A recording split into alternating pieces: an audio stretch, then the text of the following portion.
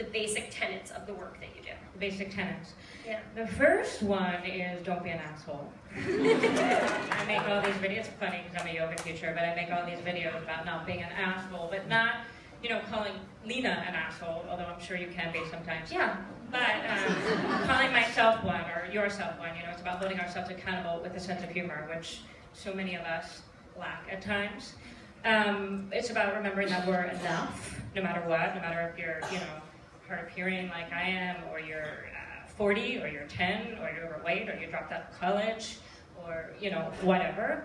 And it's about remembering that love is, you know, cliche as it may sound, love is the most important thing, more than money, or shoes, or, you know, your job, or any of that other bullshit. And also, how may I serve? That really changed my life. Like, really, that's how you are. That's one of the reasons why you were a role model for girl power. You are not the way you are with other women.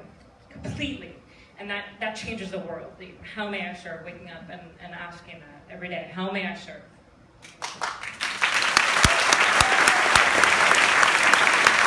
That's my stand-up.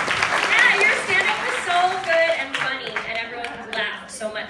No, but take that home with you. It's so beautiful. And just watching Jen's videos and engaging with her on the internet has been a really positive, transformative thing for me. So she's going to read to you a little bit from an essay about a very sexy topic of depression. Book I read. Yep. Shades of Blue. Yep. And yeah, and I'll just be right here for moral support. Just kind of like that. I told her to cut me off if I talk too long. So, for sure. I'm not sure I can pinpoint the moment I first earned the reputation for being positive or inspirational, but I can tell you that the irony isn't lost on me. This is my dichotomy. It is my life's work to be asked how I got over my depression and anxiety when some days I haven't even managed to brush my teeth because I'm sitting by the front door with only one sock on and a bag of trash, and I can't find the will to move. But what I'm learning is that it isn't so ironic after all, and that being depressed while embracing joy is not so strange. To pretend to be always perfectly content would be a lie, the same lie as when we believe our own illusions about the people we admire. While we pine over their perfect lives, behind closed doors, they may be silently weeping into a coffee mug. I no longer feel like a fraud for taking meds while being an inspirational figure. They saved my life. Did they make me happy? No. But they did throw down a rope into the well I had been stuck in, and I began to climb out little by little, and my life changed, and I didn't want to die anymore. I had finally come to understand that my success was not owed to medication, but from being myself, being real, and telling the truth about who I am. I like to say I have a no bullshit clause and a don't be an asshole policy in all that I do. I think people need that. It's refreshing in a time with so much perceived perfection on social media and in yoga classes. I am willing now, in ways I wasn't before, to be honest with others. I'm willing to talk about masturbation, or what lies in the bottom of my closet, or what it's like to be profoundly hard of hearing, or how I drink too much wine, or about how I dropped out of NYU because I was starving to death from anorexia, and then worked at the same West Hollywood restaurant for 13 years. 13 years. About how I wasn't sure if I wanted to have kids ever. Side note, I decided to let it be regarding having kids in September, and about 4 seconds later I got pregnant, so in 3 months, with very sore boobs.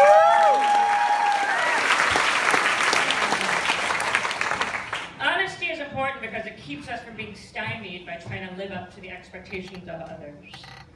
Honesty is important because if we don't face our truths head on, they will come back to get us in other, more insidious ways. I've carved out a beautiful life, and I love what I do. I lead workshops and retreats around the world, many here in New York. I run an online magazine called The Manifestation. I founded a feminist movement called Girl Power, You Are Enough. But sometimes I feel the old tug of depression and anxiety.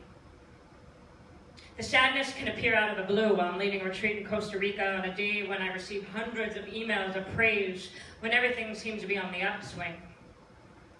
If depression is a thing in your body, as mine is, some days it lives in my throat and gives me migraines, other days it makes me hide out in my apartment all day, then you have to deal with it. Pretending it doesn't exist, like by saying affirmations or posting happy quotes on Facebook, won't cure it. And to start dealing with it, I say, let's talk about it. Let's talk about how hard it is to keep going when you can't move. When you want to get down really low to the earth and see if you can hear it hum, and when it does, you want to stay there, all flat like that, pressed to the floor. Let's talk about how nothingness feels. And let's talk about how, for some, facing depression means taking antidepressants. Lord knows there are people who cannot exist a day off medication. Literally not a day. In my mind, I keep hearing a quote by Ovid. Be patient and tough. Someday this pain will be useful to you. And I also keep thinking that instead of hiding who I am, I should share it. I should tell you what I'm experiencing, the full truth of it. I wonder how often we underestimate ourselves. I did a reading the other night in LA from a book I'm in. And after, people would introduce me and I'd think, I sound really awesome. Maybe we can't see ourselves clearly. Maybe we always feel like we aren't doing enough. Why do others see us so differently than we see ourselves? I know that I make a difference in some small ways at least, but a lot of times I feel like a sloth with side boob. Do you guys know what side boob is? We're just so silent. I'm wondering what it would be like to see ourselves through others' eyes for one day. I think a lot of us feel like frogs, like we pulled the wool over people's eyes. Oh, if they only knew the real me, they wouldn't think I was great. That's a lie.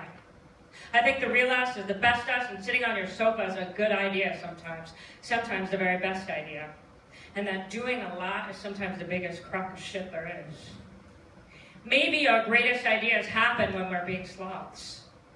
Maybe this is how we fuel ourselves to go out into the world and lead and teach and make mistakes and do love. Tonight, don't underestimate yourself. The best way to do that is by not comparing yourself to anyone else. The best way to do that is to get out of your head, because it's a bad neighborhood anyway. In my estimation, you are rad. Last reminder. Most of the stuff you see on Instagram and social media is curated and fake. Not all, but the books are just so, the candids aren't candid. Not all, but a lot. What you miss are the moments that show, here's what the fuck I've done today. Nothing kind of moments. And those, my friends, are happening. Not every day is productive, busy, perfect. Some days just are. Do I still struggle? Fuck yes. Sometimes, but it's what I need to do. Will I be on meds for the rest of my life after I give birth? Perhaps. Do they help me? Yes. Am I ashamed? No. Do they define me? No. Does my depression and anxiety? No, and it shouldn't for you either. I try to lead by example. Sometimes I'm an asshole. I'm human, what do you want? But I try my damnedest. At the end of my life, when I ask one final, what have I done? Let my answer be, I've done love. So, the last reminder.